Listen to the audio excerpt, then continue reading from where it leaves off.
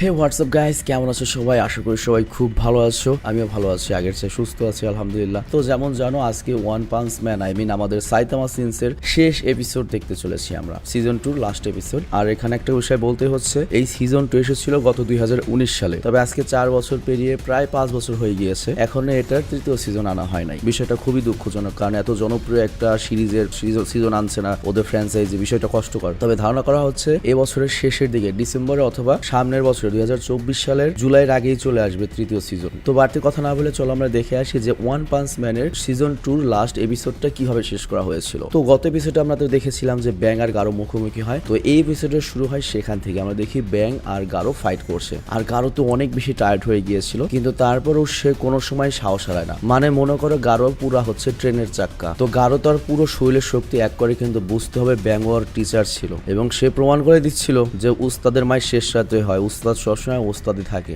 আর জেনোস দূরে দাঁড়িয়ে শুধুমাত্র লড়াইটাই দেখছিল, কারণ জেনোস জানতো ব্যাংকে কোনোভাবেই গারো হারাতে পারবে না। আর গারো নিজেও বুঝতে পারে যে এই বুড়ার এখনো শরীর অনেক পাওয়ার। তো এরপর ব্যাংক যখন অনেক পাওয়ারফুল একটা পাঞ্চ করতে আসে গারোকে, গারো তার মাঝখান দিয়ে বের হয় এবং ওয়াচম্যান ডগের স্টাইলে ফাইট করতে শুরু করে। আর তখনই সে ওখানে ডেথ গেটলিংকে বেহুশ হতে পড়ে থাকতে দেখে, আর ও চিন্তা করে ওকে হোস্টেস বানিয়ে ও এখান থেকে পালাবে। কিন্তু তখনই বোম এসে আবার জোরে ওকে কিক করে এবং বলে, তুই কি মনে করেছিস আমরা থাকতে তুই এখানে এরকম করতে পারবি? তো বোমের আঘাতে গারো গিয়ে পর হচ্ছে মনস্টারদের রক্তের মধ্যে, আর এইসব মনস্টারদের বোম কিন্তু চোখের নিমিষে শেষ করে ফেলেছে। তো ব্যাং বলে, আমার কাজ আমি করে দিয়েছি, এবার তোর পালা গারোকে শেষ করা। আর এরপর আকাশে আমরা সেই বার্ড মনস্টারকে দেখতে পাই, এবং সে আকাশে উঠতে উঠতেই ফাইট দেখছিল, এবং সে চিন্তা করে এতগুলো মনস্টার আমরা পাঠিয়েছিলাম গারোকে ধরে নেওয়ার জন্য, কিন্তু জেনোস একাই সবাইকে শেষ করে দিয়েছে। তার উপর এখন সাথে রয়েছে হচ্ছে সিলভার ফ্যাং মানে ব্যাং এবং বোম। তো এখান থেকে গারোর কোনোভাবেই বাঁচার চান্স নেই। আর আমি যদি খালি হাতে পৌঁছাই তাহলে মনস্টার কিং আরোচি বাকিদের মতো আমার পেছন দিয়ে বাঁশ দিয়ে মেরে ফেলবে। তো আমার বাঁচার একটা চান্সে আছে, আমি যদি এখান থেকে গারোকে কোনো রকমের জীবিত নিয়ে যেতে পারি তাহলে ওরসের সামনে গিয়ে আমি দাঁড়াতে পারবো। আর এরপর আমরা দেখি ব্যাং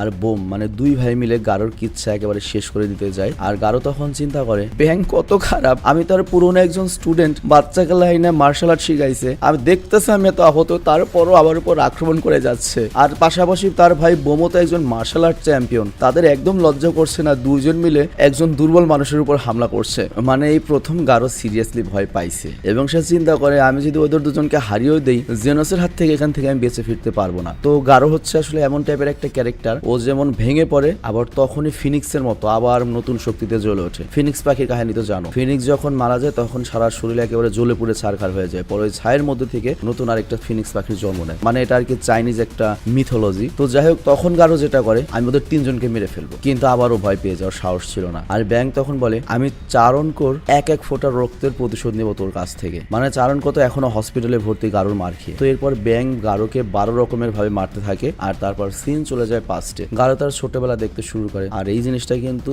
জাপানিজ এনিমেতে খুবই কমন, সময় অসময়ে খালি সিন পাস্টে চলে যায়। আমি বুঝি না এই মারামারির সময় বা এরকম সিরিয়াস মুভমেন্ট ওরা এত সময় পাই কই। তো যাই হোক, গারো যখন বাচ্চা ছিল, গারো বাদে বাকি সব বাচ্চারা হিরো হতে চাইতো, আর সবাই তখন মনস্টার আর হিরো নাটক খেলতো। তো সেখানে সবসময় গারোকে মনস্টারই বানানো হতো, এর কারণ হচ্ছে সে দুর্বল আর একলা ছিল। আর ওই জায়গায় তাৎসু নামের একটা ছেলে ছিল যে ওই সময় পপুলার ছিল বাচ্চাদের মধ্যে, এবং সে অলওয়েজ হিরো হতো এবং গারোকে মারতো। তো এরপরে যেটা হয়, গারোকে আস্তে আস্তে ক্লাসের সকল বাচ্চারা বুলি করা শুরু করে। আর গারো বড় হয়ে চিন্তা করে, এমন না যে আমার মনস্টার হতে ভালো লাগতো, আমি জাস্ট তাৎসুর মতো হিরো হওয়াটা পছন্দ করতাম না। আর তাৎসু পপুলার ছিল, তার জন্য সবাই জানতো সেই হিরো হবে, আর আমি দুর্বল ছিলাম, তাই আমার কোনো বন্ধু ছিল না, সবাই আমাকে মনস্টার বানাতো। তো এই জন্য একদিন আমি রেগে তাৎসুর সাথে ম্যাচ করি, কারণ আমি মনস্টার হতে হতে বিরক্ত হয়ে গিয়েছিলাম। কিন্তু উল্টো তখন ওর বন্ধুরা মিলে আমাকে ধরে, আর তারপর তাৎসু আমাকে মারে। কিন্তু তারপরে আবার আমাকে উল্টো তাৎসুকে সরি বলতে হয়েছিল। আর এর জন্য আমি সিদ্ধান্ত নিয়েছিলাম আমি অনেক স্ট্রং হব, যাতে আমি মনস্টারের মতোই শক্তিশালী হতে পারি। আমি ভালো আর খারাপ আর কিছু দেখবো না, আমি জাস্ট আমার মতো বেঁচে থাকতে চাই, যাতে আমার কারো কাছে মাথা নত না করতে হয়। তো এই চিন্তা করতে করতে সে প্রেজেন্টে চলে আসে, আর গারোর মধ্যে আবার পাওয়ার চলে আসে, এবং এত পাওয়ার আসে যে আশেপাশের মাটি ফেটে যায়। তো এটা দেখে ব্যাং, বোম আর জেনোস তিনজনে অবাক হয়ে যায়। তো জেনোস তখন তাদেরকে আকাশের দিকে তাকাতে বলে, আর আমরা দেখতে পাই সেই কালারফুল বার্ডটা এখানে চলে এসেছে, আর সে গারোকে সাথে করে তুলে নিয়ে যেতে থাকে। কিন্তু জেনোস তাদেরকে থামানোর জন্য লেজার বিম চালাতে লাগে, কিন্তু ব্যাং মানা করে দেয়, কিন্তু তারপরেও সে শুট করে। আর তখন বার্ড মনস্টার চিৎকার করে বলে, আমার কাজ আমি করে ফেলেছি, এখন তুমি এসে তোমার কাজ করতে পারো। আর ঠিক তখনই মাটি থেকে এলডার সেন্টিপিড বের হয়ে আসে, এবং এটার পাওয়ার সম্পর্কে কিন্তু অলরেডি আমরা জানি, মারাত্মক শক্তিশালী এটা। তো সে মূলত বার্ড মনস্টারকে বাঁচানোর জন্য জেনোস যে বিমটা ছেড়েছে সেই লেজার বিমের মাঝখানে আসে, আর আমরা তো জানি ওর লেজার বিমে কিছু হয় না। তো বোম এটা দেখে শকড হয়ে যায় যে এইটা আবার কি জিনিস। তো এরপর এল্ডার সেন্টিপিড তারা পুরো বডি মাটি থেকে বের করতে থাকে এবং মাটি ফেটে যেতে থাকে। আর ব্যাং দেখে মাটিতে পড়ে থাকা হিরোরা ওই ফাটা মাটির ভেতর ঢুকে যাচ্ছে। তো জেনোস, বোম আর ব্যাং মিলে সেই সব হিরোদের বাঁচিয়ে সেফ জায়গায় নিয়ে রাখে। আর তারা ভাবতে থাকে আগে হিরোদের সরাই, তারপর দেখমনি তরে কত বড় মনস্টার তুই। আর এর পরের সিনে আমাদের গারো আর বার্ড মনস্টারকে দেখানো হয়, যেখানে গারো মনস্টারকে বলে আমাকে বাঁচানোর কোনো দরকার ছিল না। এটা শুনে বার্ড মনস্টার বলে দেখো তোমার মন খারাপ করার দরকার নেই, তুমি মনে করো তুমি তোমার শত্রুদের জান ভিক্ষা দিয়েছো, ওদেরকে ছেড়ে দিয়েছো, তবে চিন্তা করো না সেন্টিপিড ওদেরকে দেখে নেবে, একেবারে মেরে দেবে। কিন্তু গারো এটা শুনে ওই মনস্টারের কাছ থেকে নিজেকে ছাড়াতে চেষ্টা করে এবং বলে তোরা সবাই আমার শিকার, ওদের 3 জনকে মারবো, তোদের সবাইকে মারবো, তোর মাঝখানে আসা উচিত হয়নি। কিন্তু বার্ড মনস্টার বলে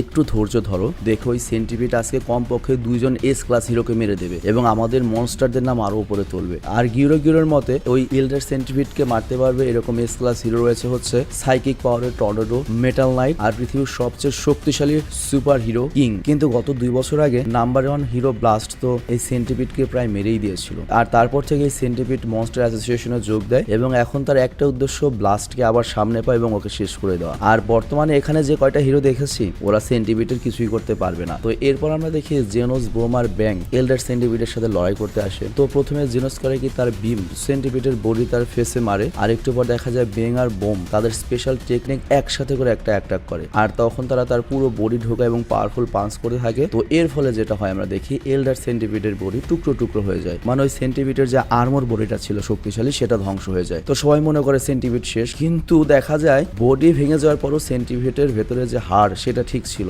এবং চোখের পলকে ওই সেন্টিপিডের উপর আবারও স্কিন চলে আসে। তো 3 হিরো এটা দেখে চমকে যায় এবং তারা বুঝতে পারে না এই মনস্টারটাকে তাহলে কিভাবে হারানো যেতে পারে, কারণ তাদের যা করার ছিল তারা তো করেছে। আর তারা এটাও দেখে যে শহরটা অনেক কাছাকাছি, তো এই সেন্টিপিডটা যদি শহরে পৌঁছে যায় অনেক মানুষ মারা পড়বে। তো জেনোস তখন বলে এই মনস্টারকে আমি সামলে নিচ্ছি, ব্যাং আর বোম আপনারা দুজন গিয়ে তাড়াতাড়ি শহর খালি করুন, ততক্ষণ আমি মনস্টারটাকে আটকাচ্ছি। কিন্তু ব্যাং তাকে এমনটা করতে মানা করে, বলে তাড়াহুড়ো করে কোনো ডিসিশন নেওয়া তোমার ঠিক হবে না, নিজের লাইফ রিস্কে ফেলো না। তো এটা শুনে জেনোসের ডাক্তারের কথা মনে পড়ে, ডক্টর তাকে বলেছিল যে ইম্পালসিভ ডিসিশন নেওয়া তোমার উচিত হবে না। তবে তারপরেও জেনোস এসব কথার পাত্তা দেয় না, সে সেন্টিপিডের বডির উপরে গিয়ে তার উপরে অ্যাটাক করতে থাকে। কিন্তু ব্যাং তখন নিচ থেকে চিৎকার করে বলে এটা আত্মহত্যা করার সমান। কিন্তু জেনোস সেসব কথা না শুনে সেন্টিপিডের উপর অ্যাটাক করতে এগিয়ে যায় এবং সে তার ফেসের কাছে গিয়ে অনেকবার বিম চালায়, কিন্তু সেন্টিপিডের কিছুই হয় না। আর জেনোস তখন মনে করে গোকেটসু, সেন্টিপিড আর গারো 3 জনের মনস্টার অ্যাসোসিয়েশনের সাথে যুক্ত এবং ওদের লড়াই সবার চেয়ে আলাদা। আর এখানে লক্ষ্য জেনোস কিন্তু এখনো যায় না গোকেটসুকে আমাদের সাইতামা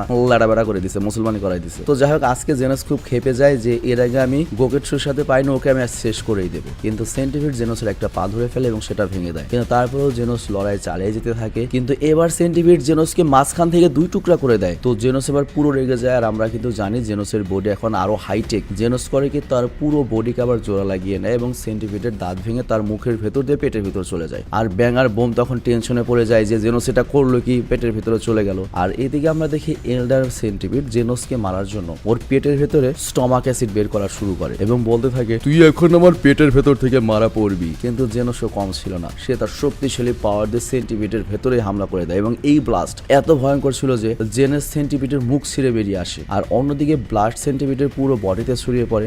আর এর ফলে সেন্টিপিডের অনেক কষ্ট হয় এবং জেনোসকে বাইরে ফেলে দেয়। কিন্তু জেনোস পুরো বেহুশ হয়ে যায়। আর তারপর সে যখন চোখ খুলে ধস খুলে সে দেখতে পায় সেন্টিপিড আবার রিকভার হয়ে গিয়েছে, ওর কিছুই হয়নি। আর তখন ব্যাং আর বোম আশা ছেড়ে দেয় যে এই সেন্টিপিডের সাথে আর সম্ভব না। কিন্তু তখনই সেন্টিপিড করে কি জেনোসের উপর তার ধারালো নখ দিয়ে আক্রমণ করতে আসে। কিন্তু ব্যাং তখন দ্রুত জেনোসকে সেই জায়গা থেকে তুলে নেয় এবং বলে আমাদের এখন পালাতে হবে, কিছু করার নেই। আর এদিকে বার্ড মনস্টার গারোকে বলে কি হয়েছে গারো, তুমি এত চুপ হয়ে গিয়েছো কেন? আর গারো তখন বলে আমি আমার শক্তিতে ওইসব হিরোদের হারাতে চাই। বার্ড মনস্টার তখন বলে দেখো তুমি নিজেকে যত বড় চুল ছাল মনে করো না কেন, তোমার পাওয়ার সেন্টিপিড আর মনস্টার অ্যাসোসিয়েশনের লিডারদের সামনে কিছুই না। আর গারো তখন বলে হয়তো এখন এটা সত্য, কিন্তু দেখবে আমি কি করি, এক সময় আমি অনেক শক্তিশালী হব। তো যাই হোক এদিকে আমাদের দেখানো হয় ব্যাং আর বোম জেনোসকে নিয়ে তুলে তো পালাচ্ছিল, কিন্তু সেন্টিপিড তাদের পিছু ছায় না। আর জেনোস তখন চিন্তা করে সবসময় কি কমতি থেকে যায় আমার মধ্যে, এরকম একটা মনস্টার আসলে আমার মতো জেনোস কিছুই করতে পারবে না, আমি কোনো কাজেরই না। আর ব্যাং দেখে তারা সিটির মধ্যে যাচ্ছে, তো এর ফলে লোকজনের বিপদ রয়েছে, তো এর জন্য তারা থামে এবং জেনোসকে নিচে রাখে। আর বোম বলে কি হয়েছে?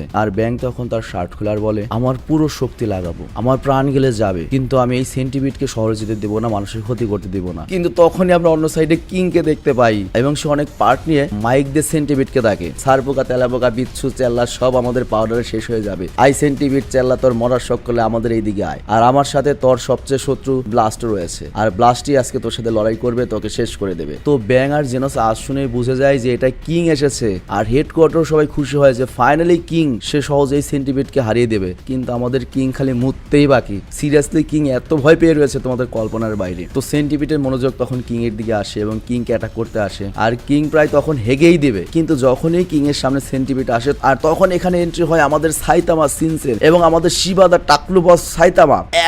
সেন্টিপিডকে একটা জোরে ঘুষি মেরে দেয় আর সেন্টিপিড ল্যাড়াব্যাটা হয়ে যায়। তো এটা আসলে মূলত আমাদের শিবা দা টাকলু বস সাইতামা সিনসের প্ল্যান ছিল যে কিং মনস্টারটাকে শহর থেকে দূরে নিয়ে আসবে আর তারপর সাইতামা মেরে ফেলবে। তো সাইতামার এক ঘুষি খেয়ে সেন্টিপিডের পুরো শরীর জ্বলে ছাই হয়ে যায় এবং মুহূর্তে ওই মনস্টার নিশ্চিহ্ন হয়ে যায়। চিন্তা করো সাইতামার পাওয়ার। তো জেনোস তখন দেখে যে সাইতামা রয়েছে আর সে মাস্টারকে দেখে খুশি হয়ে কাছে আসে, আর কিং দেখে সাইতামা অনেক রিল্যাক্স। আর জেনোস তখন সাইতামার শক্তির প্রতি ইমপ্রেস হয়ে যায় এবং বলে গুরু সবসময় গুরুই থাকে এবং আমিও একদিন গুরুর মতো হয়ে দেখাবো। আর কিং মনে মনে বলে আরেকটু হইলেই প্যান্ট প্রায় নষ্ট করে দিছিলাম। আর লাস্টে আমাদের বার্ড মনস্টার এবং গারোর সিন দেখানো হয় যে এখানে গারো পুরো বেহুশ হয়ে গিয়েছে আর বার্ড মনস্টার তাকে লর্ড আরোসির সাথে দেখা করতে নিয়ে যাচ্ছে এবং ওখানে গিয়ে গারোকে মনস্টারে পরিণত করবে। তো গারো মানুষ থাকতে এত পাওয়ার, ও যদি মনস্টার হয় কেমন পাওয়ার হবে কল্পনা করতে পারো। তো এখানেই ওয়ান পাঞ্চ ম্যানের সিজন 2 শেষ হয়ে যায়। তো যেমন বলেছি 5টা বছর হয়ে গিয়েছে, এখনো ওয়ান পাঞ্চ ম্যানের 3য় সিজন শুরু করা হয়নি। তো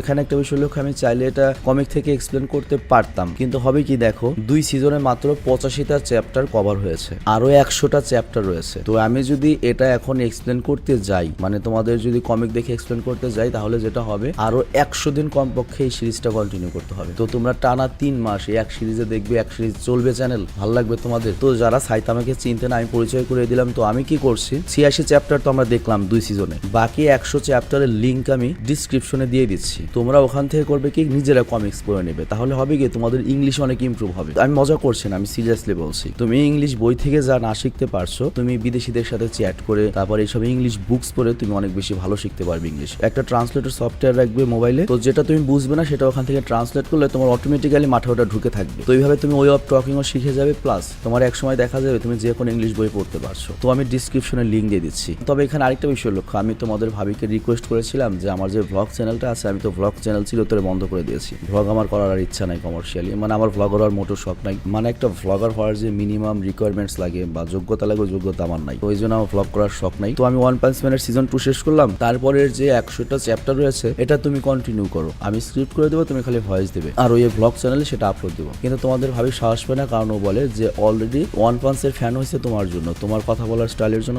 বা তুমি যেভাবে ওদেরকে আনন্দ দিতে পেরেছো সেটা আমি দিতে পারবো না। তো এই জন্য যেটা হবে উল্টা ওরা আমাকে গালাগালি করবে। তো আমি ওয়ান পাঞ্চ ম্যান না ধরি, যদি ধরতে হয় অন্য কোনোটা ধরবো। তো এখন তোমাদের উপর, তোমরা যদি চাও যে ওয়ান পাঞ্চ ম্যানের বাকি 100টা চ্যাপ্টার আমরা কমপ্লিট করি আমার যে ভ্লগ চ্যানেল রয়েছে সেখানে তোমার ভাবির ভয়েসে, তাহলে সেটাই করবো। তবে তারপরে কিন্তু আমি ডিসক্রিপশনে ওয়ান পাঞ্চ ম্যানের বাকি 100টা চ্যাপ্টারের মানগার লিঙ্ক দিয়ে দিয়েছি। তো তোমরা তোমাদের মতামত কমেন্টে জানিও। ভালো থেকো, সুস্থ থেকো, বিদায় নিচ্ছি। তো 2-3 দিন হয়তো র্যান্ডম অ্যানিমেশন বন্ধ থাকবে, কারণ একটা সিরিজ শেষ হওয়ার পরে আমরা হাফ ছেড়ে বাঁচি, কারণ সিরিজের মাঝখানে গ্যাপ নেওয়া যায় না। তো আমরা এখন করবো কি, এই গ্যাপের সুযোগে, যেহেতু র্যান্ডমের ভিডিও বানাতে হবে না, এই সুযোগে র্যান্ডম ভিডিও চ্যানেলের জন্য কয়েকটা ভিডিও এগিয়ে রাখবো। আবার স্যাভেজের সিরিজ যখন শেষ হবে তখন স্যাভেজ 3 দিনের জন্য বন্ধ রাখবো, তখন আবার অ্যানিমেশনের জন্য কয়েকটা ভিডিও আমরা এগিয়ে রাখবো। মানে এইভাবে আমরা আর কি ম্যানেজমেন্টটা করি যাতে সব চ্যানেলের ভিডিও রানিং থাকে। তো ভালো থেকো তোমরা, তোমাদের যাদের এইচএসসি পরীক্ষা তাদের জন্য অনেক দোয়া রইলো। আর সবচেয়ে বড় কথা হচ্ছে, আমি যেটা মনে করি তোমাদের কার কেমন প্রস্তুতি আমি যাই না, ভয় পাওয়ার কিছু নাই। এটা সবচেয়ে সত্য কথা যে পরীক্ষার রেজাল্টের উপর তোমার লাইফ নির্ভর করবে না। তোমরা যতদূর পারো প্রস্তুতি নিয়ে পরীক্ষা দাও, রেজাল্ট যা এমন হয় তাই হোক, অন্তত সুইসাইড মুইসাইড কেউ করো না ভাই, সিরিয়াসলি বেঁচে থাকো। প্রতিষ্ঠিত হওয়ার অনেক ওয়ে রয়েছে, এখন অনলাইন আছে, ফ্রিল্যান্সিং রয়েছে, ইউটিউবিং রয়েছে, অনেকে বিদেশে যাচ্ছে, বিদেশে গিয়ে প্রতিষ্ঠিত হচ্ছে, অনেকে ব্যবসা বাণিজ্য করছে, অনেক অপশন রয়েছে তোমার লাইফে প্রতিষ্ঠিত হওয়ার। খালি পাস করে বা A+ পায় প্রতিষ্ঠিত, ব্যাপারটা এরকম না। তো যাই হোক, শুভকামনা রইলো তোমাদের জন্য। Take care, by.